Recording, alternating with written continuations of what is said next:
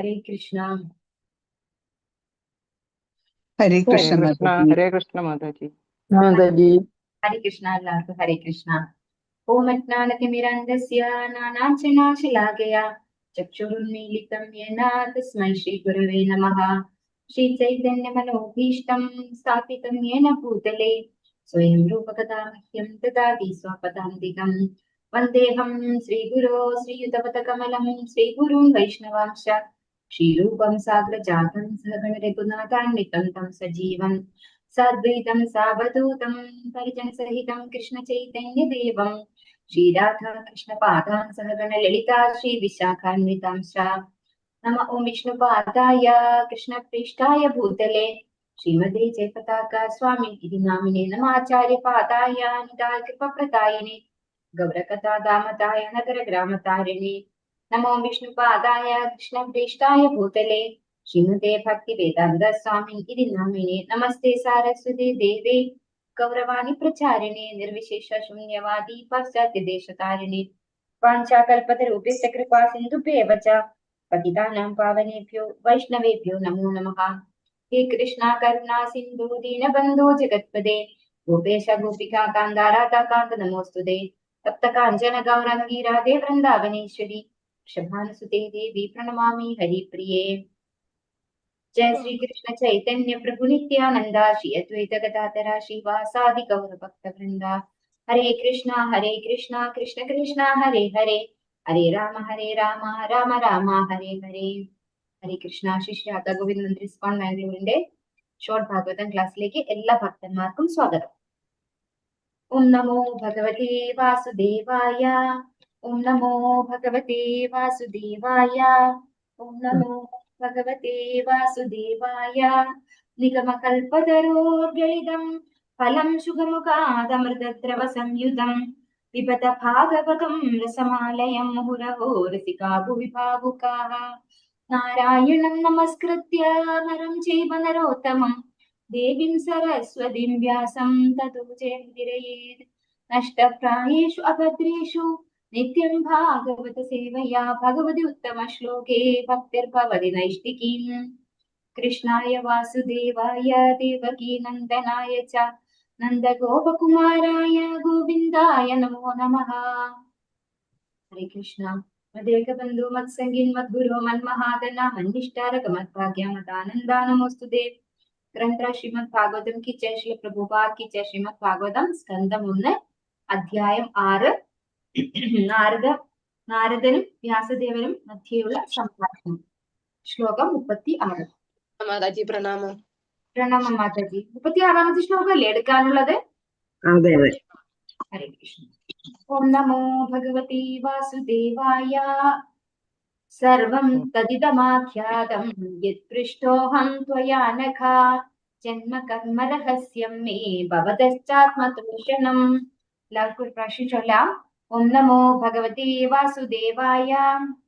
ഓം നമോ ഭഗവതേ വാസുദേവായ. സർവം തദിദമാഖ്യാതം യത് പൃഷ്ടോഹം ത്വയാ നഘാ സർവം തദിദമാഖ്യാതം പൃഷ്ടോഹം ത്വയാ നഘാ ജന്മ കർമ്മ രഹസ്യം മേ ഭവതശ്ചാത്മതോഷണം. കർമ്മ രഹസ്യം മേ ഭഗവത്ചാത്മതോഷണം. സർവം എല്ലാ, തത് അത്, ഇതം ഇത്, ആഖ്യാതം വിശദീകരിച്ചത്, യത് എന്തൊക്കെ, പൃഷ്ടഃ അന്വേഷിക്കയാൽ, അഹം ഞാൻ, ത്വയാ അങ്ങയാൽ, അനഘ യാതൊരു പാപങ്ങളും ഇല്ലാത്ത, ജന്മ ജനനം, കർമ്മ കർമ്മങ്ങൾ, രഹസ്യം രഹസ്യങ്ങൾ, മേ എന്റെ, ഭവതഃ അങ്ങയുടെ, ച ആത്മ സ്വന്തം, തോഷണം തൃപ്തി. വർത്തനം ഭാവാർത്ഥം ഇസി ഭക്തി വേദാന്ത സ്വാമി പ്രഭുപാദ് കി ജയ്. അല്ലയോ വ്യാസദേവ, അങ്ങ് സർവ്വവിധ പാപങ്ങളിൽ നിന്നും മോചിതനാണ്. എന്റെ ജനനത്തെക്കുറിച്ചും ആത്മസാക്ഷാത്കാരത്തിനായുള്ള എന്റെ കർമ്മങ്ങളെ സംബന്ധിച്ചും അങ്ങ് ആരാഞ്ഞതൊക്കെ ഇപ്രകാരം ഞാൻ വിശദീകരിച്ചു കഴിഞ്ഞു. അങ്ങയുടെ സംതൃപ്തിക്കും ഇവയെല്ലാം പ്രേരകങ്ങളായി തീരും. ഹരേ കൃഷ്ണ. അപ്പോ ഇവിടെ എന്താണ് നമ്മൾ ഇതുവരെ എന്താണ് കണ്ടത്? ഈ ഒരു അധ്യായത്തിൽ പറയുന്നത് നാരദനും വ്യാസദേവനും മധ്യയുള്ള സംഭാഷണം. നാരദൻ വ്യാസദേവന്റെ ആരാണ്? ഗുരുവാണ് അല്ലെ നാരദൻ. വ്യാസദേവന്റെ ഗുരുവാണ്. അപ്പൊ ഗുരുവും ശിഷ്യനും തമ്മിലുള്ള സംഭാഷണം, ഇതേ കാര്യമാണ് ഭഗവത്ഗീതയിലും നമ്മൾ കണ്ടതല്ലേ. ഗുരുവും ശിഷ്യനും ആരായിരുന്നു? അത് കൃഷ്ണനും അർജുനനും. അപ്പൊ ഇവിടെ വ്യാസദേവൻ നാരദ ബ്രഹ്മർഷിയോട് ചോദിച്ചത് 5 വയസ്സായുള്ള ആ കുട്ടി എങ്ങനെയാണ് ഈ ഒരു നാരദനാകുന്നത് വരെയുള്ള ആ ഒരു പ്രയാണം, അതായത് എങ്ങനെയാണ് താങ്കൾക്ക് ഒരു കൽപ്പം മുമ്പേ ഉള്ള കാര്യങ്ങൾ വരെ ഇത്ര ഭംഗിയായിട്ട് ഓർത്തു വെക്കാൻ പറ്റുന്നത് എന്നൊക്കെയാണ് ചോദിച്ചത് അല്ലെ. അപ്പൊ അതിനുള്ള ഉത്തരമായിട്ടാണ് നാരദ ബ്രഹ്മർഷി എന്തൊക്കെയാണ് ചെയ്തത്.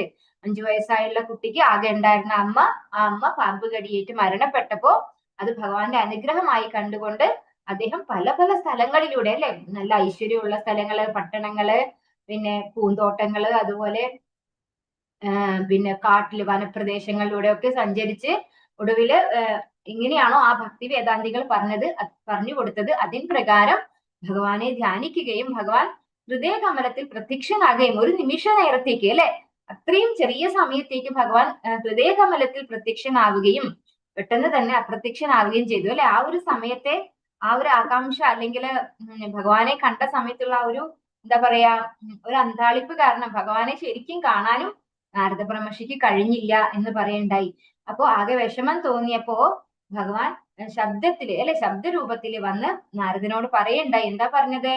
ഈ ജന്മത്തില് ഈ ഒരു കാഴ്ച മാത്രമേ നിനക്ക് കിട്ടുള്ളൂ, അത് പിന്നെ അതിനുശേഷം ഭക്തിയുത സേവനം ചെയ്യാനാണ് പറഞ്ഞത് അല്ലെ. പിന്നെ അവിടെ നിന്ന് അങ്ങോട്ട്, അതായത് തികച്ചും ഭഗവാനെ മനസ്സിൽ ധ്യാനിച്ചുകൊണ്ട് നന്നായി ഭക്തിയുത സേവനം ചെയ്യാനും ഒരിക്കൽ പോലും വ്യതിചലിക്കാതെ പൂർണ്ണ വിശ്വാസത്തോടുകൂടി ഭക്തിയിൽ ഉറച്ചു നിന്ന് പോകാനും ആർക്ക് സാധിച്ചു? നാരദ ബ്രഹ്മർഷിക്ക് സാധിച്ചു. അതിനുശേഷം നാരദ ബ്രഹ്മർഷി ശരീരം ഉപേക്ഷിച്ച കാര്യം പറഞ്ഞ പോലെ ഒരു കൽപ്പം കഴിഞ്ഞപ്പോ വീണ്ടും തിരിച്ച് ഭഗവാന്റെ ഗർഭോദകശായി വിഷ്ണുവിന്റെ ശരീരത്തിലേക്ക് പ്രവേശിച്ചു. അത് കഴിഞ്ഞ് അടുത്ത കൽപ്പം തുടങ്ങിയപ്പോ ആവിർഭവിച്ചു എന്നാണ് പറയുന്നത് അല്ലെ. അവിടെ ശ്ലോകത്തിൽ പറഞ്ഞിട്ടുള്ളത് ആവിർഭവിച്ചു ഞാൻ എന്നാണ് പറയുന്നത്. അപ്പോ അങ്ങനെ വീണ്ടും തിരിച്ചു വന്നപ്പോ ആരായിട്ട് വന്നു? നാരദ ബ്രഹ്മർഷിയായിട്ട് വന്നു. അങ്ങനെ ഈ കഥകളൊക്കെ കേട്ട് കഴിഞ്ഞല്ലോ, അതാണ് ഇവിടെ പറയുന്നത്. നാരദ ബ്രഹ്മർഷി പറയാണ്, അല്ലയോ വ്യാസദേവ, അങ്ങ് സർവ്വവിധ പാപങ്ങളിൽ നിന്നും മോചിതനാണ്. അപ്പോ സ്വയം ഭഗവാന്റെ തന്നെ അവതാരമാണ് കൃഷ്ണ ദ്വൈപായന വ്യാസൻ എന്ന് പറയുന്നത്. അത് കൂടാണ്ട് ഗുരുവിനോട് നല്ല രീതിയിൽ സംസാരിക്കുകയും അതുപോലെ ഭഗവാന്റെ ഭക്തന്മാരെ കുറിച്ച് കേട്ടാൽ എന്താ ഗുണം? ഭഗവാന്റെ കർമ്മങ്ങളും ഭഗവാന്റെ ഭക്തന്മാരുടെ കർമ്മങ്ങളും വ്യത്യാസമല്ല. അപ്പോ ഭഗവാൻ തന്നെ ഭഗവത്ഗീതയിൽ പറയുന്നു, ജന്മകർമ്മജമേ ദിവ്യം ഏവം യോവേതി തത്വത തിക്വാദേഹം പുനർജന്മ നൈതി മാമേതി സോർജുന. അപ്പൊ ഭഗവാനും ഭഗവാന്റെ ഭക്തന്മാരുടെ കഥകളും അതുപോലെയാണ്. അതുകൊണ്ടാണ് ശ്രീമദ് ഭാഗവതം വളരെ വിശേഷപ്പെട്ടതായിരിക്കുന്നത്. അമലം പുരാണം എന്ന് പറയുന്നത് അല്ലെ. ഭഗവാന്റെ ഭക്തനായിട്ടുള്ള നാരദ ബ്രഹ്മർഷിയെ കുറിച്ച് വ്യക്തമായിട്ട് നാരദ ബ്രഹ്മർഷി പറഞ്ഞു. അപ്പൊ ഇതിൽ ചോദിച്ചതും പറഞ്ഞതും ഒക്കെ എന്ത് കാര്യങ്ങൾ മാത്രമാണ്? ഭൗതികമായ ഒരു കാര്യവും ഇവിടെ നാരദ ബ്രഹ്മർഷി പറഞ്ഞിട്ടില്ല ഉണ്ടോ. നമ്മളാണ് പറയുന്നെങ്കിൽ നമ്മൾ നമ്മളെ ഭൗതികമായ കുറെ കാര്യങ്ങളായിരിക്കും പറയുക. പക്ഷെ ഇവിടെ നാരദ ബ്രഹ്മർഷി പറഞ്ഞത് മുഴുവനും എങ്ങനെയാണ് ഭക്തിയിൽ ഉറച്ചു നിന്നത്, എങ്ങനെയാണ് ഭഗവാനെ കാണാൻ സാധിച്ചത്, അത് കഴിഞ്ഞ് ഭഗവാൻ എന്താണ് ചെയ്യാൻ പറഞ്ഞത്, പിന്നീട് എന്താണ് ഉണ്ടായത് അല്ലെ. ഓരോ കാര്യങ്ങളുമാണ് ഭക്തന്മാർക്ക് ആവശ്യമുള്ള കാര്യങ്ങളാണ് ഇവിടെ പറഞ്ഞത്. അതുകൊണ്ട് തന്നെ അങ്ങ് ആരാഞ്ഞതൊക്കെ ഞാൻ വിശദീകരിച്ചു കഴിഞ്ഞു. അങ്ങയുടെ സംതൃപ്തിക്കും ഇവയെല്ലാം പ്രേരകങ്ങളായി തീരും എന്നാണ് ഇവിടെ പറയുന്നത്. ഭാവാർത്ഥം എസി ഭക്തി വേദാന്ത സ്വാമി ശ്രീല പ്രഭുപാദ് ജി. വ്യാസദേവന്റെ അന്വേഷണങ്ങളെ സംതൃപ്തമാക്കാൻ ഭക്തിയുത പ്രവർത്തന പ്രക്രിയയുടെ ആരംഭം മുതൽ അതീന്ദ്രിയ നിലവരെയുള്ളതൊക്കെയും യഥാർത്ഥമായി വിശദീകരിക്കപ്പെട്ടു. അപ്പോ എങ്ങനെയാണ് തുടക്കം മുതൽ അവസാനം എന്താണ് ശരീരം ഉപേക്ഷിച്ച കാര്യം വരെ ആര് പറഞ്ഞു ഇവിടെ? നാരദ ബ്രഹ്മർഷി. അതുപോലെ ആ ശ്ലോകത്തിൽ പറയുന്നുണ്ട്, എനിക്ക് അതീന്ദ്രിയമായ ഒരു ശരീരം സമ്മാനിക്കപ്പെട്ടതിനാൽ ഞാൻ എന്റെ ഭൗതിക നിർമ്മിതമായിട്ടുള്ള ശരീരം ഉപേക്ഷിച്ചു എന്ന് അല്ലെ. അപ്പൊ ആദ്യം മറ്റൊരു ശരീരമാണ് കിട്ടുന്നത്, അതിനുശേഷമാണ് നമ്മള് ഈ ഇരിക്കുന്ന ഇപ്പൊ ഉള്ള ശരീരം നമ്മൾ ഉപേക്ഷിക്കുന്നത്. അപ്പൊ മരണം എന്ന് പറയുമ്പോൾ ശരിക്കും പറഞ്ഞാൽ ഒട്ടും വറിയിടാവേണ്ട കാര്യമില്ല. നമുക്ക് ആ സ്പോട്ടിൽ തന്നെ ആദ്യം നമുക്കൊരു ശരീരം കിട്ടുകയാണ് ചെയ്യുന്നത്, അതിനുശേഷമാണ് നമ്മൾ ശരീരം ഉപേക്ഷിക്കുന്നത്. നാരദ ബ്രഹ്മർഷി പറഞ്ഞ ആ ഒരു കോണ്ടെക്സ്റ്റിൽ നമുക്ക് വ്യക്തമായിട്ട് മനസ്സിലാവുന്ന ഒരു കാര്യമാണ്. ആദ്യം തന്നെ എനിക്കൊരു അതീന്ദ്രിയമായ ശരീരം സമ്മാനിക്കപ്പെട്ടു എന്നാണ് പറയുന്നത്. അപ്പൊ ഇവിടെ നാരദ ബ്രഹ്മർഷിയുടെ തുടക്കം മുതൽ 5 വയസ്സായ ആ കുട്ടി തുടങ്ങിയത് മുതലുള്ള കാര്യങ്ങളൊക്കെ യഥാർത്ഥമായി വിശദീകരിക്കപ്പെട്ടു. അതീന്ദ്രിയ സംസർഗത്താൽ എപ്രകാരമാണ് ഭക്തിയുത സേവന ബീജങ്ങൾ വിതയ്ക്കപ്പെട്ടതെന്നും ഋഷിമാരിൽ നിന്നുള്ള ശ്രവണത്താൽ അവ എങ്ങനെ ക്രമേണ വികസിച്ചു എന്നും ശ്രീ നാരദൻ വ്യക്തമാക്കി. അപ്പോ ഒരു ആധ്യാത്മിക ആചാര്യൻ അല്ലെങ്കിൽ ഒരു ശുദ്ധ ഭക്തനെ കണ്ടുമുട്ടുമ്പോഴാണ് നമ്മുടെ ഉള്ളില് ഭക്തിയുടെ ബീജം നടുന്നത്. ബീജം നമുക്ക് കിട്ടുന്നത് ഭക്തിലതാ ബീജ്, അത് നമുക്ക് കിട്ടുന്നത് ഒരു ശുദ്ധ ഭക്തനുമായിട്ട് സംസർഗത്തിൽ വരുമ്പോഴാണ് എന്നാണ് ഇവിടെ പറയുന്നത്. ഭക്തിയുടെ സേവന ബീജങ്ങൾ വിതയ്ക്കപ്പെട്ടതെന്നും ഋഷിമാരിൽ നിന്നുള്ള ശ്രവണത്താൽ അത്തരത്തിലുള്ള ശുദ്ധഭക്തന്മാരിൽ നിന്നും ഭഗവാനെ കുറിച്ച് മനസ്സിൽ കേൾക്കാനിടയായതുകൊണ്ടും അവ എങ്ങനെ ക്രമേണ വികസിച്ചു എന്നും ശ്രീനാരദൻ വ്യക്തമാക്കി. അത്തരം ശ്രവണത്തിന്റെ ഫലം ലൗകികതയിൽ നിന്നുള്ള നിസ്സംഗതയാകുന്നു. അതായത് ഒരു ലൈറ്റ് ഓൺ ആക്കിയാൽ അവിടെ ഇരുട്ട് പോകുന്നത് പോലെയാണ്. നമ്മൾ ലൗകികത പറഞ്ഞു കഴിഞ്ഞാൽ എന്താണ്? അത് അജ്ഞതയാണ്, അല്ലെ? ഇരുട്ടാണ്. പക്ഷെ ഭഗവാനെ കുറിച്ച് കേൾക്കുമ്പോൾ ആ ഇരുട്ട്, ലൗകികമായുള്ള എല്ലാ മാലിന്യവും ഇല്ലാതെയായി ഭഗവാനുള്ള ഭക്തി ഉറക്കുകയാണ് ചെയ്യുന്നത്. ഒരു പിഞ്ചു ബാലൻ പോലും തന്റെ ഏക ആശ്രയമായിരുന്ന മാതാവിന്റെ മൃത്യു വൃത്താന്തത്തെ ഭഗവാന്റെ അനുഗ്രഹമായി കരുതുന്ന അത്ര ലൗകികതയിൽ അനാസക്തനായി തീർന്നു. അപ്പോ ഒരു 5 വയസ്സായ കുട്ടിക്ക് പോലും എന്ത് തോന്നുന്നു? തന്റെ ലൗകികമായിട്ടുള്ള നഷ്ടങ്ങൾ എന്ന് പറയുന്നത് ഇതൊരു നഷ്ടമല്ല, ഭഗവാന്റെ അനുഗ്രഹമാണെന്ന് മനസ്സിലാക്കുന്ന രീതിയിലേക്ക് ചേഞ്ച് ചെയ്യാൻ ആ ഒരു കഥാശ്രവണം, ശുദ്ധ ഭക്തന്മാരിൽ നിന്നുള്ള ഭഗവാനെ കുറിച്ചുള്ള ശ്രവണം ആ കുട്ടിയെ പ്രാപ്തനാക്കിയിരിക്കുന്നു. ഭഗവാനെ അന്വേഷിച്ച് കണ്ടെത്താൻ ആ സന്ദർഭത്തെ അദ്ദേഹം തൽക്ഷണം സ്വീകരിച്ചു. ലൗകിക നേത്രങ്ങളാൽ ഭഗവാനെ ദർശിക്കാൻ ആർക്കും സാധ്യമില്ലാതിരുന്നിട്ടും കൂടി ഭഗവാനുമായുള്ള ഒരു അഭിമുഖത്തിനുള്ള ആത്മാർത്ഥ വ്യഗ്രതയും അദ്ദേഹത്തിന് അനുവദിച്ചു നൽകപ്പെട്ടു. പരിശുദ്ധമായ അതീന്ദ്രിയ സേവന നിർവഹണത്താൽ ഒരാൾക്ക് എപ്രകാരമാണ് ശേഖരിച്ചിട്ടുള്ള കാമ്യകർമ്മ പ്രവർത്തനങ്ങളെ ഒഴിവാക്കാൻ കഴിയുക എന്നും എപ്രകാരമാണ് തന്റെ ഭൗതിക ശരീരത്തെ ആത്മീയമായ ഒന്നാക്കി പരിവർത്തനം ചെയ്തതെന്നും അദ്ദേഹം വിശദീകരിച്ചു. അപ്പൊ ഇവിടെ പറയുന്നു, അതായത് നമുക്ക് നമ്മുടെ മാംസചക്ഷുസ് കൊണ്ട്, അല്ലെ, ലൗകിക നേത്രങ്ങളാൽ ഭഗവാനെ ആർക്കും ദർശിക്കാൻ സാധിക്കില്ല. എന്നിട്ട് പോലും ഭഗവാനെ കാണണം എന്നുള്ള ആഗ്രഹത്തോടു കൂടി അദ്ദേഹം, ആ ഒരു ആഗ്രഹം അയാളിൽ ഉണ്ടായി, അതായത് ആ കുട്ടിയിലുണ്ടായി. പിന്നെ പരിശുദ്ധമായ അതീന്ദ്രിയ സേവന നിർവഹണത്താൽ ഒരാൾക്ക് എങ്ങനെയാണ് ശേഖരിച്ചിട്ടുള്ള കാമ്യകർമ്മ പ്രവർത്തനങ്ങളെ ഒഴിവാക്കാൻ കഴിയും? നമ്മള് ജന്മാന്തരങ്ങളായിട്ട് അക്യുമുലേറ്റ് ചെയ്തതാണ് ഈ കാമ്യകർമ്മങ്ങൾ എന്ന് പറയുന്നത്. കാരണം ഭഗവാനെ അറിയുന്നത് വരെ നമ്മൾ ചെയ്യുന്നതൊക്കെ എന്താണ്? കാമ്യകർമ്മങ്ങളാണ്. അപ്പൊ അതാണ് ഇവിടെ പറയുന്നത്, ശേഖരിച്ചു വെച്ചിട്ടുള്ള കാമ്യകർമ്മ പ്രവർത്തനങ്ങളെ ഒരുപാട് ജന്മങ്ങളായി നമ്മൾ കൊണ്ടുവന്നിരിക്കുകയാണ്. അതൊക്കെ എങ്ങനെ ഒഴിവാക്കാൻ സാധിക്കുന്നു? അതായത് അതീന്ദ്രിയ സേവന നിർവഹണത്താൽ എങ്ങനെയാണ് നമ്മൾക്ക് ഈ ജന്മകർമ്മങ്ങളൊക്കെ ഇല്ലാതെയാക്കാൻ സാധിക്കുന്നത് എന്നും ആത്മീയമായ, അതായത് തന്റെ ഭൗതികമായ ശരീരത്തെ ആത്മീയമായ ഒന്നാക്കി പരിവർത്തനം ചെയ്തതെന്നും ഇവിടെ നാരദ ബ്രഹ്മർഷി വിശദീകരിച്ചു. ആത്മീയമായ ഭഗവത് ധാമത്തിൽ ആത്മീയ ശരീരത്തിന് മാത്രമേ പ്രവേശിക്കാൻ സാധിക്കുകയുള്ളൂ. ഭഗവത് സാമ്രാജ്യത്തിൽ പ്രവേശിക്കാൻ ഒരു ശുദ്ധ ഭക്തന് മാത്രമേ യോഗ്യതയുള്ളൂ, മറ്റാർക്കും ഇല്ലതാനും. അതായത് ഭഗവാന്റെ ധാമത്തിലേക്ക് തിരിച്ചു പോകണമെങ്കിൽ എന്ത് വേണം? നമുക്ക് ഈ ഭൗതികമായിട്ടുള്ള ഈ ശരീരം പാടില്ല. പിന്നെ വേറൊരു 3 കാര്യം കൂടെ ഉണ്ട്. നമ്മള് സൂക്ഷ്മ ശരീരം, അല്ലെ? എന്താണത്? മനസ്സ്, ബുദ്ധി, വിദ്യാഹങ്കാരം. ഇതും കൂടെ നമ്മൾ ഉപേക്ഷിച്ചാലേ നമുക്ക് ഭഗവാന്റെ ധാമത്തിലേക്ക് തിരിച്ചു പോകാൻ പറ്റുള്ളൂ. അപ്പൊ അതീന്ദ്രിയമായ ശരീരത്തോടു കൂടി മാത്രമേ ഒരാൾക്ക് ഭഗവാന്റെ ധാമത്തിലേക്ക് പ്രവേശിക്കാൻ യോഗ്യതയുള്ളൂ, മറ്റാർക്കും ഇല്ല. അതീന്ദ്രിയ സാക്ഷാത്കാരത്തിന്റെ സർവ്വ നിഗൂഢതകളും നാരദ മുനി സ്വയം യഥോചിതമായി അനുഭവിച്ചറിഞ്ഞതാണ്. ആകയാൽ അത്തരമൊരു പ്രാമാണികനിൽ നിന്നുള്ള ശ്രവണത്താൽ മൂലവേദ ഗ്രന്ഥങ്ങളിൽ പോലും നാമമാത്രമായി മാത്രം വർണ്ണിച്ചിട്ടുള്ള ഭക്തിയുത സേവന ജീവിതത്തിന്റെ ഫലത്തെ, പരിണാമങ്ങളെ സംബന്ധിച്ച് ഏകദേശ ധാരണ ലഭിക്കും. വേദങ്ങളിലും ഉപനിഷത്തുകളിലും ഇതിനെക്കുറിച്ചൊക്കെ പരോക്ഷ സൂചനകൾ മാത്രമാണ് നൽകിയിട്ടുള്ളത്. പ്രത്യക്ഷമായി അതിൽ യാതൊന്നും തന്നെ വിശദമാക്കിയിട്ടില്ല. ആകയാൽ ശ്രീമദ് ഭാഗവതം സർവ്വവേദ സാഹിത്യ വൃക്ഷങ്ങളുടെയും പരിപക്വമായ ഫലമാകുന്നു. ഇപ്പോ വേദങ്ങളിൽ നിന്നൊന്നും ഒരിക്കലും കേൾക്കാത്ത ഒരു കാര്യമാണ് ഇപ്പൊ ഇവിടെ നാരദ ബ്രഹ്മർഷി പറഞ്ഞു കൊടുത്തത്. അവനവന്റെ എക്സ്പീരിയൻസ് വെച്ചാണ് പറഞ്ഞു കൊടുത്തത്, അല്ലെ? ശരിക്കും വേദങ്ങളിലൊക്കെ ഇതിനെപ്പറ്റി പരോക്ഷമായിട്ടാണ് വിശദീകരിച്ചിട്ടുള്ളൂ. ഭഗവാന്റെ ഭക്തിയുത സേവനത്തെ കുറിച്ച് ഒന്നും വേദങ്ങളിൽ പറഞ്ഞിട്ടില്ല. വേദങ്ങൾ 4ആയി തിരിച്ചിട്ടുണ്ട്. വേദങ്ങൾ പലതും പറഞ്ഞിട്ടുണ്ട്, എങ്ങനെയാണ് ഒരു ജീവിതം ജീവിക്കേണ്ടതെന്ന് പറഞ്ഞിട്ടുണ്ട്. പക്ഷെ ഭക്തിയുത സേവനത്തെ പറ്റി അതില് യാതൊന്നും പറഞ്ഞിട്ടില്ല. അത് പരോക്ഷമായിട്ട് അതിൽ പറഞ്ഞിട്ടുണ്ടെന്നാണ് പറയുന്നത്. പക്ഷെ ആർക്കും നേരിട്ട് അത് മനസ്സിലാക്കാനുള്ള കഴിവില്ല.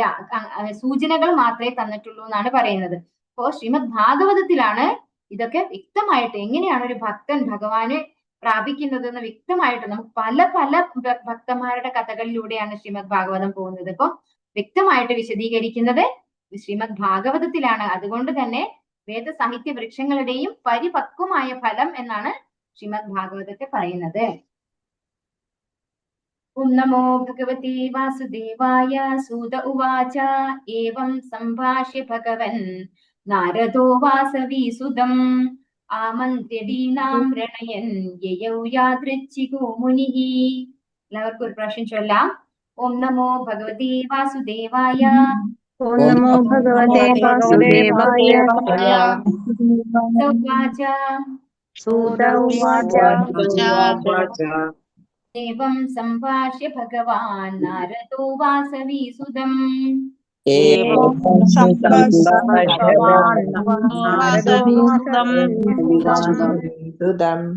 ആമന്ത്യദീനാം രണയൻ യയൗ യാദൃച്ഛികോ മുനിഃ.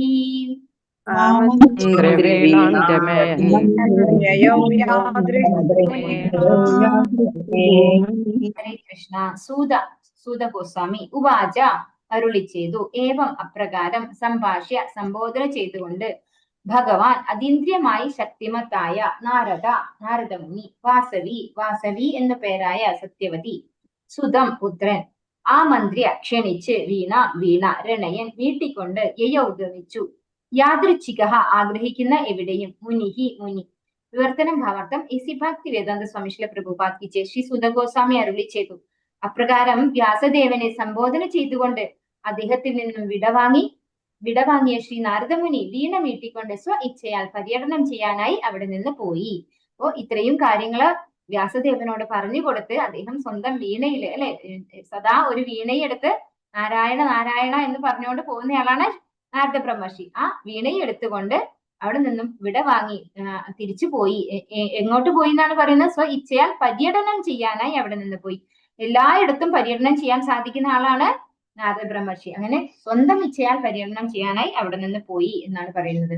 ഭാവാർത്ഥം എസി ഭക്തി വേദാന്ത സ്വാമി ശ്രീല പ്രഭുപാദ് കി ജയ്. പൂർണ്ണ സ്വാതന്ത്ര്യത്തിനായി ഉത്സുകരാണ് ഓരോ ജീവാത്മാക്കളും. എന്തെന്നാൽ അത് അവരുടെ അതീന്ദ്രിയ സ്വഭാവമാകുന്നു. ഈ സ്വാതന്ത്ര്യം ഭഗവാന്റെ അതീന്ദ്രിയ സേവനത്തിലൂടെ മാത്രമാണ് പ്രാപ്തമാകുന്നത്. വളരെ നല്ല എന്താ പറയാ അത്രയും മനോഹരമായിട്ടുള്ള ഒരു പർപ്പോട്ടാണിത്. നമുക്ക് എല്ലാവർക്കും എക്സ്പീരിയൻസ് ചെയ്യുന്ന ഒരു കാര്യമാണ്. നമുക്ക് എല്ലാവർക്കും എന്താണ് ഇഷ്ടം? സ്വാതന്ത്ര്യമാണ് ഇഷ്ടം അല്ലെ? നമുക്ക് എവിടെയും ആരും നമ്മളെ കൺട്രോൾ ചെയ്യുന്നത് ഇഷ്ടമല്ല. രാവിലെ എഴുന്നേക്കെന്ന് പറയുന്നത് ഇഷ്ടമല്ല, എന്തെങ്കിലും ഒന്ന് ചെയ്യുന്ന പറയുന്നത് ഇഷ്ടമല്ല അല്ലെ? എല്ലാം നമ്മുടെ ഇഷ്ടത്തിന് ചെയ്യാനാണ് നമുക്കിഷ്ടം. അതാണ് ഈ ഒരു പർപ്പോട്ടിൽ മുഴുവൻ പറയുന്നത്. പൂർണ്ണ സ്വാതന്ത്ര്യത്തിനായി ഉത്സുകരാണ് ഓരോ ജീവാത്മാക്കളും. എന്തെന്നാൽ അവരുടെ അതീന്ദ്രിയ സ്വഭാവമാകുന്നു അത്. അതായത് നമ്മുടെ അതീന്ദ്രിയമായിട്ടുള്ള ബേസിക് ക്യാരക്ടറാണ് ഈ സ്വാതന്ത്ര്യം എന്നാണ് പറയുന്നത്. അപ്പൊ എല്ലാവർക്കും സ്വാതന്ത്ര്യമാണ് ഇഷ്ടം. ഈ സ്വാതന്ത്ര്യം ഭഗവാന്റെ അതീന്ദ്രിയ സേവനത്തിലൂടെ മാത്രമാണ് പ്രാപ്തമാകുന്നത് എന്നാണ് പറയുന്നത്. അപ്പോൾ നമ്മൾ ഭഗവാന്റെ സേവനത്തിൽ ഏർപ്പെടുമ്പോൾ മാത്രമാണ് നമുക്ക് പരിപൂർണ സ്വാതന്ത്ര്യമുള്ളത്. ബഹിരംഗ ശക്തിയാൽ വ്യാമോഹിതരാകിയാൽ ഓരോരുത്തരും അവർ സ്വതന്ത്രരാണെന്ന് ചിന്തിക്കുന്നു. പക്ഷെ യഥാർത്ഥത്തിൽ അവർ പ്രകൃതി നിയമങ്ങളാൽ ബന്ധിതരാണ്. ഈ ഭുവനത്തിൽ പോലും ഒരു സ്ഥലത്ത് നിന്നും മറ്റൊരു സ്ഥലത്തേക്ക് സ്വതന്ത്രമായി സഞ്ചരിക്കാൻ ബദ്ധാത്മാവിന് സാധ്യമല്ല എന്നിരിക്കെ ഒരു ലോകത്തിൽ നിന്നും മറ്റൊന്നിലേക്കുള്ള യാത്രയെക്കുറിച്ച് എന്താണ് പറയുക?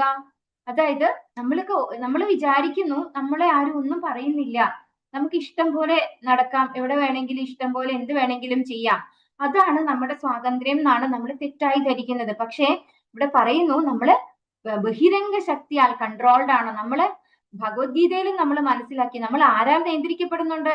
ഭൗതിക പ്രകൃതിയിലെ 3 ഗുണങ്ങൾ നമ്മളെ ഇങ്ങനെ അങ്ങോട്ടും ഇങ്ങോട്ടും വലിക്കുന്നുണ്ട് അല്ലെ? അത് നമ്മളെ കൺട്രോളിൽ നിർത്തിയിരിക്കുകയാണ്. പക്ഷെ നമ്മളത് അറിയുന്നില്ല. എന്നിട്ട് നമ്മൾ വിചാരിക്കുന്നു നമ്മൾ വളരെ സ്വതന്ത്രരാണ് എന്ന്. നമ്മൾ ഈ പ്രകൃതി നിയമങ്ങളാൽ ബന്ധിതരാണ് എന്നാണ് പറയുന്നത്. നമുക്ക് ഒരിക്കലും ഈ ഒരു ലോകത്തു നിന്ന് നമുക്ക് എവിടേക്കും സ്വതന്ത്രമായിട്ട് പോകാൻ പറ്റില്ല അല്ലെ? നമുക്കിപ്പോ ചന്ദ്രനിലേക്ക് പോകണം, അല്ലെങ്കിൽ ഇപ്പോട്ടെ ഇവിടെ നിന്ന് ഗുരുവായൂർ വരെ പോകണമെന്ന് വിചാരിച്ചാൽ പോലും നമുക്ക് സ്വതന്ത്രമായിട്ട് പോകാൻ സാധിക്കില്ല. അപ്പൊ അത്രയും നമ്മൾ എന്താണ് കൺട്രോൾഡ് ആണ്. പക്ഷെ നമ്മൾ വിചാരിക്കുന്നു നമ്മൾ ഫ്രീ ആണെന്ന് മാത്രമേ ഉള്ളൂ. പക്ഷെ നമുക്ക് എങ്ങോട്ടും പോകാൻ ഒരു സ്വാതന്ത്ര്യവും ഇവിടെ ഇല്ല. ഈ ഭുവനത്തിൽ പോലും ഒരു സ്ഥലത്ത് നിന്നും മറ്റൊരു സ്ഥലത്തേക്ക് സ്വതന്ത്രമായി സഞ്ചരിക്കാൻ ബദ്ധാത്മാവിന് സാധ്യമല്ല എന്നിരിക്കെ ഒരു ലോകത്തിൽ നിന്നും മറ്റൊന്നിലേക്കുള്ള യാത്രയെ കുറിച്ച് എന്താണ് പറയുക? ഇവിടെ നാരദ ബ്രഹ്മർഷി പറഞ്ഞു അദ്ദേഹം തന്റെ വീണയും എടുത്ത് ലോക പര്യടനം സ്വന്തം ഇച്ഛയാൽ പര്യടനം ചെയ്യാനായി അവിടെ നിന്ന് പോയിന്ന്. പക്ഷെ നാരദ ബ്രഹ്മർഷി ആരാണ്? ഭഗവാന്റെ ശുദ്ധഭക്തനാണ്. ലൗകികമായ യാതൊരു ആഗ്രഹങ്ങളും ഇല്ലാത്ത ആളാണ്. അദ്ദേഹത്തിന് പരിപൂർണ സ്വാതന്ത്ര്യമുണ്ട്. പക്ഷെ നമ്മൾ വിചാരിക്കുന്നു നമുക്ക് ഇതൊക്കെ ആസ്വദിക്കാനുള്ള സ്വാതന്ത്ര്യമാണ് യഥാർത്ഥത്തിലുള്ള സ്വാതന്ത്ര്യം എന്നാണ് നമ്മൾ തെറ്റായി ധരിക്കുന്നത്. യഥാർത്ഥ സ്വാതന്ത്ര്യം എന്ന് പറയുന്നത് ഭഗവാന്റെ ഭക്തന്മാർക്ക് ഭക്തി ചെയ്യുന്നത് കൊണ്ടാണ് കിട്ടുന്നത് എന്നാണ് ഇവിടെ പറഞ്ഞു തരുന്നത്. എന്നാൽ ആവശ്യമായ സദാ ഭഗവത് മഹാത്മ്യങ്ങൾ ആലപിക്കുന്നതിൽ നിരതനായ തികച്ചും സ്വതന്ത്രനായ നാരദനെ പോലെയുള്ള ആത്മാവിനെ ഭൂമിയിൽ മാത്രമല്ല പ്രപഞ്ചത്തിലെ ഏത് ഭാഗത്തും, അതേപോലെ ആത്മീയ ആകാശത്തിന്റെ ഏത് ഭാഗത്തും പരമപുരുഷ ഭഗവാന്റേതുപോലെ തന്നെയുള്ള സഞ്ചാരത്തിനുള്ള സർവ്വസ്വാതന്ത്ര്യവും ഉണ്ട്. അപ്പോൾ ഭഗവാന്റെ ഒരു ഭക്തനായതുകൊണ്ട് തന്നെ, ശുദ്ധഭക്തനായതുകൊണ്ട് തന്നെ നാരദ ബ്രഹ്മർഷിക്ക് എവിടെയും സ്വതന്ത്രമായിട്ട് സഞ്ചരിക്കാനുള്ള സ്വാതന്ത്ര്യമുണ്ട്. അദ്ദേഹത്തിന്റെ സ്വാതന്ത്ര്യത്തിന്റെ വ്യാപ്തിയും അപരിമിതിയെയും നമുക്ക് കേവലം സങ്കല്പിച്ചു നോക്കാം. അദ്ദേഹത്തിന്റെ സഞ്ചാരത്തിന് യാതൊരു കാരണമോ ബാധ്യതയോ ഇല്ല. മാത്രവുമല്ല അദ്ദേഹത്തിന്റെ സ്വതന്ത്ര സഞ്ചാരത്തെ തടുക്കാൻ ആർക്കുമാവില്ല. അതുപോലെ ഭക്തിയുടെ സേവനമാകുന്ന അതീന്ദ്രിയ പ്രക്രിയയും സ്വതന്ത്രമാണ്. നാരദ ബ്രഹ്മർഷിയുടെ സ്വാതന്ത്ര്യം ആരാൽ നൽകപ്പെട്ടിട്ടുള്ളതാണ്? ഭഗവാനാൽ നൽകപ്പെട്ടിട്ടുള്ളതാണ് അല്ലെ? പരമ ദിവ്യോത്തമ പുരുഷനായ ഭഗവാനാൽ നൽകപ്പെട്ടിട്ടുള്ളതാണ് ഈ പരിപൂർണ സ്വാതന്ത്ര്യം. ആധ്യാത്മിക ലോകങ്ങളിലും അതുപോലെ ഭൗതിക ലോകങ്ങളിലും എല്ലാ ബ്രഹ്മാണ്ടങ്ങളിലും സഞ്ചരിക്കാൻ ആർക്ക് സാധിക്കും? നാരദ ബ്രഹ്മർഷിക്ക് സാധിക്കും. നമ്മൾ കണ്ടിട്ടുണ്ട് കാരുണികശായി വിഷ്ണുവിന്റെ രോമകൂപങ്ങളിൽ നിന്ന് അനന്തകോടി ബ്രഹ്മാണ്ടങ്ങൾ വരുന്നതായിട്ട് അല്ലെ? അപ്പൊ ഓരോ ബ്രഹ്മാണ്ടത്തിലും പോകാനും ആർക്ക് സ്വാതന്ത്ര്യമുണ്ട്? നാരദ ബ്രഹ്മർഷിക്ക് സ്വാതന്ത്ര്യമുണ്ട്. അപ്പൊ അദ്ദേഹത്തിന്റെ സ്വാതന്ത്ര്യമാണ് ഏറ്റവും വലിയ സ്വാതന്ത്ര്യം അല്ലെ? നമ്മൾ വിചാരിക്കുന്നു ഭക്തി ചെയ്യാതെ നമുക്ക് ഈ ഒരു കുഞ്ഞു പരിമിതിക്കുള്ളിൽ കിട്ടുന്ന സ്വാതന്ത്ര്യമാണ് നമ്മുടെ ഏറ്റവും നല്ല സ്വാതന്ത്ര്യം. പക്ഷെ ഒരു പരിമിതിയും ഇല്ലാതെ നാരദ ബ്രഹ്മർഷിക്ക് പരിപൂർണ സ്വാതന്ത്ര്യം കിട്ടിയിരിക്കുന്നു ഭക്തി ചെയ്തത് കൊണ്ട് മാത്രം. അതുപോലെ തന്നെയാണ് ഭക്തിയുടെ സേവനവും എന്നാണ് പറയുന്നത്. അതും പരിപൂർണ സ്വതന്ത്രമാണ്. എല്ലാം വിശദമായി നിയത നിയമങ്ങൾക്കും വിധേയനായ ശേഷവും ഒരു പ്രത്യേക വ്യക്തിയിൽ ഇത് വികാസം പ്രാപിക്കുകയോ പ്രാപിക്കാതിരിക്കുകയോ ചെയ്യാം. അതേപോലെ ഭക്ത സംസർഗവും സ്വതന്ത്രമാണ്. ഭക്ത സംസർഗം ലഭിക്കത്തക്ക വിധം ഒരാൾ ഭാഗ്യവാനായിരിക്കാം, അല്ലെങ്കിൽ ആയിരക്കണക്കിന് ഉദ്യമങ്ങൾക്ക് ശേഷവും ആ ആനുകൂല്യം ഒരുവന് ലഭിച്ചില്ലെന്നും വരാം. അതായത് നമ്മളെ ഭക്തി ചെയ്തു കഴിഞ്ഞാൽ ഫുള്ളി ലിബറേറ്റഡ് ആവണം എന്നൊന്നുമില്ല, പക്ഷെ എന്നാൽ ആവുകയും ചെയ്യാം. രണ്ടും സാധിക്കും. കാരണം ഭഗവാൻ ഭഗവത്ഗീതയിൽ പറയുന്നുണ്ട്, ഏ യഥാമാം പ്രപത്യന്തേ താം തഥൈവ ഭജാമ്യഹം മമ വർത്തമാനുവർത്തന്തേ മനുഷ്യ പാർത്ഥ സർവശഃ അല്ലെ? അപ്പൊ ഭഗവാനെ നമ്മൾ എത്രയാണ് നമ്മുടെ ഉള്ളിൽ ആഗ്രഹം, അതിനനുസരിച്ചാണ് നമ്മുടെ ഡെവലപ്മെന്റ് ഇരിക്കുന്നത്. അതുപോലെ ഒരു ഭക്തനെ ഭക്ത സംസർഗം കിട്ടുക എന്നുള്ളതാണ് ഒരു വലിയൊരു കാര്യം. നമ്മുടെ ഭക്തിയിലെ പ്രോഗ്രസിന് ഏറ്റവും ഇമ്പോർട്ടന്റ് ആയിട്ടുള്ളതും ഭയങ്കര ഒരു ഭാഗ്യം എന്ന് പറയാം. നമ്മൾ ലോട്ടറി അടിച്ചാലാണ് ഭാഗ്യം എന്ന് പറയാം അല്ലെ? പക്ഷെ ഭക്തിയുടെ കാര്യത്തില് ഒരു ശുദ്ധഭക്തനുമായിട്ട് മീറ്റ് ചെയ്യുക, കണ്ടുമുട്ടുന്നതാണ് ഏറ്റവും വലിയ ഭാഗ്യം എന്ന് പറയുന്നത്. അത് ചിലപ്പോ കിട്ടാം, ചിലപ്പോ കിട്ടാതിരിക്കാം എന്നാണ് പറയുന്നത്. ആയിരക്കണക്കിന് ഉദ്യമങ്ങൾക്ക് ശേഷവും ആ ആനുകൂല്യം ഒരുവന് ലഭിച്ചില്ലെന്നും വരാം. ആകയാൽ ഭക്തിയുടെ സേവനത്തിന്റെ സമസ്ത മേഖലകളിലും മുഖ്യ ആധാരം സ്വാതന്ത്ര്യമാകുന്നു. സ്വാതന്ത്ര്യമില്ലാതെ ഭക്തിയുടെ സേവന നിർവഹണമില്ല. ഭഗവാന് സ്വാതന്ത്ര്യം അടിയറ വെച്ചാൽ എല്ലാവിധത്തിലും ആശ്രിതനായി തീർന്നു എന്ന് അർത്ഥമാകുന്നില്ല. ആധ്യാത്മിക ഗുരു എന്ന സുതാര്യ മാധ്യമത്തിലൂടെ ഭഗവാനെ ശരണം പ്രാപിക്കുന്നത് പരിപൂർണ ജീവിത സ്വാതന്ത്ര്യം പ്രാപ്തമാക്കലാണ്. നമ്മളല്ലേ ചിലരൊക്കെ പറയും അല്ലെ, എനിക്ക് ഗുരുവിന്റെ ആവശ്യമില്ല, ഞാൻ ഭഗവാന് പൂർണ്ണ സമർപ്പിതനാണ് അല്ലെങ്കിൽ സമർപ്പിതയാണ് എന്നൊക്കെ പറയും. പക്ഷെ ഇവിടെ പറയുന്നു, ഒരു ആധ്യാത്മിക ഗുരുവിനിലൂടെ മാത്രമേ നമുക്ക് ഭഗവാനെ കിട്ടുള്ളൂ. നമ്മൾ ഭഗവാന് പൂർണ്ണ സമർപ്പിതരാണെന്ന് പറഞ്ഞിട്ട് കാര്യമില്ല, നമുക്ക് ഭഗവാനെ കിട്ടില്ല. പക്ഷെ ഒരു പ്രത്യേകത ഉണ്ട്, നമ്മൾ ഭഗവാനോട് ആ ഒരു മനോഭാവത്തോടു കൂടി നമ്മൾ പരിപൂർണ്ണ സമർപ്പിതരായി കഴിഞ്ഞാൽ ഭഗവാൻ എന്താണ് ചെയ്യുക? ഭഗവാൻ നമ്മുടെ ഉള്ളിൽ ചൈത്യഗുരുവായിട്ട് വരുന്നുണ്ട് അല്ലെ? ആ ചൈത്യഗുരുവായിട്ടിരിക്കുന്ന ഭഗവാൻ നമ്മളെ നമ്മുടെ യഥാർത്ഥ ആധ്യാത്മിക ഗുരുവിലേക്ക് എത്തിക്കുകയും അങ്ങനെ നമുക്ക് ആധ്യാത്മിക ഗുരുവിലൂടെ ഭഗവാനെ കാണാനുള്ള അവസരം ഒരുക്കി തരികയും ചെയ്യുന്നുള്ളതാണ് യാഥാർത്ഥ്യം. അപ്പൊ ഭഗവാന് സമർപ്പണം ചെയ്യുന്നത് കൊണ്ട് തെറ്റില്ല, പക്ഷെ ഭഗവാന് സമർപ്പണം ചെയ്തത് കൊണ്ടായില്ല. നമുക്കൊരു ആധ്യാത്മിക ഗുരുവിനെ തീർച്ചയായിട്ടും വേണം. പക്ഷെ അത് ആര് സഹായിക്കും? നമ്മളെ ഭഗവാൻ സഹായിക്കും. ഭഗവാൻ തന്നെ എല്ലാവരുടെ ഉള്ളിലും ചൈത്യഗുരുവായിട്ടുണ്ട്. അപ്പൊ ചൈത്യഗുരുവായിട്ടുള്ള ഭഗവാൻ നമ്മളെ ഹെൽപ്പ് ചെയ്തുകൊണ്ട് നമ്മുടെ യഥാർത്ഥ ആധ്യാത്മിക ഗുരുവിന്റെ കൈകളിലേക്ക് നമ്മളെ എത്തിക്കുകയും അങ്ങനെ നമുക്ക് ഭഗവാനെ വേഗത്തിൽ പ്രാപിക്കാൻ സാധിക്കുകയും ചെയ്യും. ഓം നമോ ഭഗവതേ വാസുദേവായ. അഹോ ദേവർഷിധന്യോയം യത്കീർത്തിം ശാർഗതന്വനഃ ഗായൻ മാഗ്യന്നിതം തന്ത്ര്യാ രമയത്യാതുരം ജഗത്. എല്ലാവർക്കും ചൊല്ലാം ഒരു പ്രാവശ്യം. ഓം നമോ ഭഗവതേ വാസുദേവായ. ഓം നമോ ഭഗവതേ വാസുദേവായ. അഹോ ദേവർഷിധന്യോയം യത്കീർത്തിം ശാർഗതന്വനഃ. അഹോ ദേവർഷിധന്യോയം गायन्माद्यन्निदं तत्र्या रमयत्यातुरं जगत्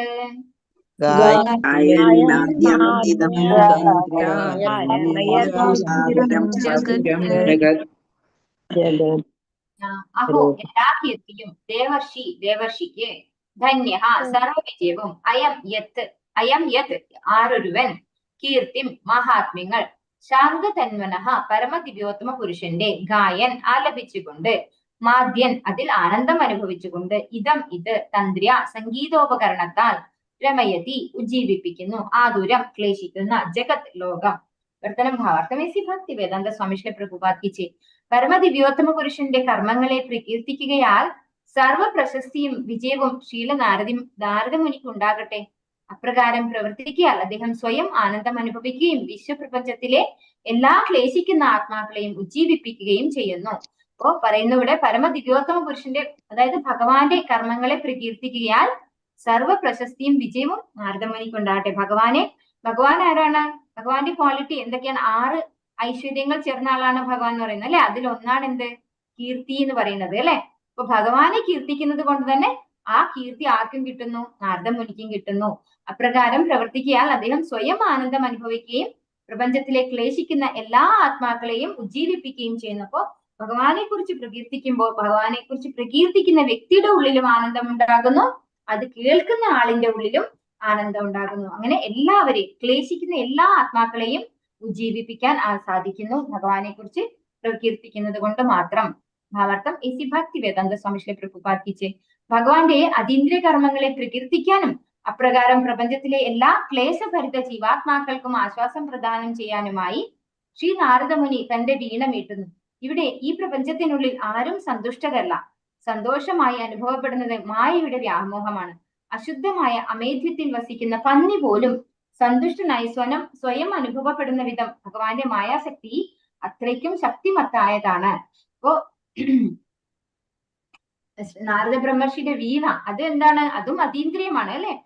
ആ അതീന്ദ്രിയമായ വീണ മീട്ടുമ്പോൾ എല്ലാ ക്ലേശഭർത്ത ജീവാത്മാക്കൾക്കും സന്തോഷം ആശ്വാസം പ്രദാനം ചെയ്യുന്നു എന്നാണ് ഇവിടെ പറയുന്നത്. ഈ പ്രപഞ്ചത്തിലെ ആരും സന്തുഷ്ടരല്ല. എന്തുകൊണ്ടാണ് പറയുന്നത്? ഭഗവാൻ ഈ പ്രപഞ്ചം സൃഷ്ടിച്ചത് എങ്ങനെയാണ്? ദുഃഖാലയം അശാശ്വതം അല്ലെ. ദുഃഖാലയം അശാശ്വതം ഭഗവത്ഗീതയിൽ ഭഗവാൻ പറഞ്ഞിട്ടുണ്ട്. അതുകൊണ്ട് തന്നെ ഇവിടെ ആരും സന്തുഷ്ടരല്ല. പക്ഷെ മായയാൽ വ്യാമോഹിതരായിട്ട് നമ്മള് അമേദ്യം ഭക്ഷിക്കുന്ന അതായത് മലം ഭക്ഷിക്കുന്ന പന്നി പോലും വിചാരിക്കുന്നു ഞാൻ നല്ല സുഖമായിട്ട് ഇരിക്കുകയാണ് ഇവിടെ എന്ന്. അത്രയും സ്ട്രോങ് ആണ് ഭഗവാന്റെ മായാശക്തി എന്ന് പറയുന്നത്. ഈ ഭൗതിക ലോകത്തിൽ ആർക്കും തന്നെ സന്തോഷവാന്മാരാകാൻ കഴിയില്ല. ശ്രീ നാരദമുനി ക്ലേശഭരിതരായ പ്രപഞ്ച നിവാസികളെ പ്രബുദ്ധരാക്കാനായി എല്ലായിടത്തും സഞ്ചരിക്കുന്നു. അദ്ദേഹത്തിന്റെ ദൗത്യം അവരെ സ്വഗേഹമായ ഭഗവത് ധാമത്തിലേക്ക് മടങ്ങിക്കൊണ്ടുവരിക എന്നതാണ്. ആ മഹാഋഷിയുടെ കാലടികളെ പിന്തുടരുന്ന എല്ലാ കളങ്കമറ്റ ഭഗവത് ഭക്തരുടെയും ദൗത്യവും അത് തന്നെയാണ്. അപ്പോ ഭഗവാന്റെ ശുദ്ധ ഭക്തനായിട്ടുള്ള നാരദ ബ്രഹ്മർഷി ഈ വീണയും വീട്ടിക്കൊണ്ട് പോകുന്നത് എല്ലാ ബുദ്ധിമുട്ടുന്ന അല്ലെങ്കിൽ ഈ ഭൗതിക ലോകത്ത് കുരുങ്ങിപ്പോയിട്ടുള്ള ബദ്ധജീവാത്മാക്കളെയൊക്കെ മുക്താത്മാക്കളാക്കി ഭഗവാന്റെ ധാമത്തിലേക്ക് തിരിച്ചു കൊണ്ടുപോകാനാണെന്ന് പറയുന്നു അല്ലെ. അതേപോലെ ഭഗവാന്റെ ഭക്തന്മാരായിട്ടുള്ള എല്ലാവരും അത് തന്നെയാണ് ശ്രമിക്കുന്നത്. ഇവിടെ നമ്മുടെ ശ്രീ പ്രഭുപാദരും അത് തന്നെയാണ് ചെയ്തത് അല്ലെ. നമുക്ക് വേണ്ടി ഇത്രയും കഷ്ടപ്പെട്ട് ഒരുപാട് പുസ്തകങ്ങൾ തന്നു അല്ലെ. ഭാഗവതത്തിനൊക്കെ ഇതുപോലെയുള്ള ഭാഷ്യം നമുക്ക് തന്നത് കൊണ്ടല്ലേ നമുക്ക് ഇങ്ങനെ വായിക്കാനും അറിയാനും ഒക്കെ സാധിക്കുന്നത്. വെറും സംസ്കൃത ശ്ലോകമാണെങ്കിൽ നമുക്ക് എന്തെങ്കിലും അറിയാൻ പറ്റുമോ? ഇങ്ങനെ ഇംഗ്ലീഷിൽ ട്രാൻസ്ലേറ്റ് ചെയ്തു, പിന്നെ അത് കഴിഞ്ഞിപ്പോ ഓരോ ഭാഷയിലേക്കും പരിവർത്തനം ചെയ്യപ്പെട്ടു. അപ്പോ ഇതൊക്കെ നമുക്ക് തന്നിട്ടുള്ളത് അത്രയും സ്ട്രഗിൾ ചെയ്തിട്ടാണ് ശ്രീല പ്രഭുപാദർ തന്നത്. അമേരിക്കയിലും കൂടെ പോയി അവിടെയുള്ള എന്താ പറയാ ഭഗവാൻ എന്താണെന്ന് പോലും അറിയാത്ത ആളുകളെ അല്ലെ, അങ്ങനെ മോശമായ രീതിയിൽ ജീവിക്കുന്ന ആളുകളെ പോലും ഭക്തന്മാരാക്കാൻ അദ്ദേഹത്തിന് സാധിച്ചു. അപ്പൊ ഇത് തന്നെയാണ് നാരദരുടെ കാലടികൾ പിന്തുടരുന്ന എല്ലാ ഭക്തന്മാരും ചെയ്യുന്നത് എന്ന് പറയുന്നു. ശ്രീമദ് ഭാഗവതം 1-ാം സ്കന്ധത്തിലെ നാരദ വ്യാസ സംഭാഷണം എന്ന 6-ാം അധ്യായത്തിന്റെ ഭക്തി വേദാന്ത ഭാഷ്യം ഇപ്രകാരം സമ്പൂർണമാകുന്നു. ഹരേ കൃഷ്ണ കൃഷ്ണ കൃഷ്ണ ഹരേ ഹരേ ഹരേ രാമ രാമ രാമ ഹരേ ഹരേ. വാഞ്ചാകൽപതരൂപശ്ച കൃപാ സിന്ധുഭ്യേവ ച പതിതാനാം പാവനേഭ്യോ വൈഷ്ണവേഭ്യോ നമോ നമഃ. अनंत कोटि वैष्णव वृंद की जय, श्री प्रभुपाद की जय, गुरु महाराज की जय, निताय गौर प्रेमानंदे। हरि हरि बोल। हरे कृष्णा सर्वं श्री कृष्ण। हरे कृष्ण।